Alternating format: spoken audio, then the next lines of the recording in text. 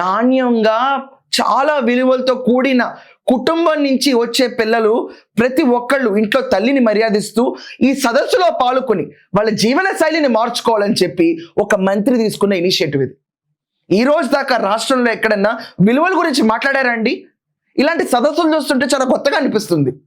ఇంట్లో అమ్మా నాన్నలు విలువలు నేర్పించడం విన్నాం.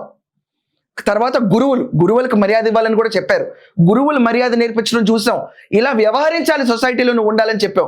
కానీ ఒక మంత్రి స్టూడెంట్స్ గురించి ఇంత ఎఫర్ట్ తీసుకుని విలువల విద్యా సదస్సులను తీసుకెళ్ళి ప్రతి చోట విస్తరింపజేస్తాం. మేము ఇంకా విలువలు అనేవి చాలా ఇంపార్టెంట్.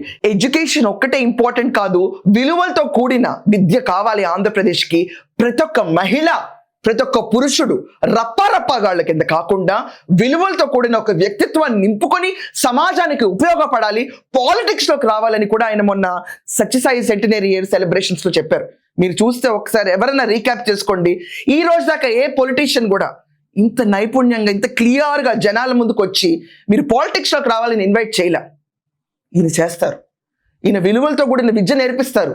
5 ఏళ్ల పాటు క్లాస్ 1లో మొదలు పెడితే క్లాస్ 5 వచ్చేటప్పటికి వాళ్ళ స్టెబిలిటీ, వాళ్ళ గ్రౌండింగ్, వాళ్ళకున్న ఎఫర్ట్, చాగంటి గారు లాంటి వాళ్ళని పెట్టుకుని ఈ రోజు వాళ్ళందరూ గ్రౌండ్ ఏదైతే ప్రిపేర్ చేస్తారో చాలా సాలిడ్గా వెళ్ళబోతుంది.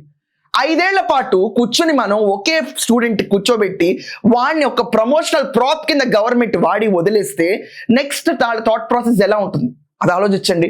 అదేం కాకుండా పసి పిల్లలు, పసి మనసులు, లేత మనసులుగా తీసుకుని ఈ రోజు ఉన్న విద్యాశాఖ మంత్రి నారా లోకేష్ గారు తీసుకున్న ఈ స్ఫూర్తి ఏదైతే ఉందో ఇది భావితరాలకి దీని బెనిఫిట్స్ ఏంటో అర్థమవుతాయి.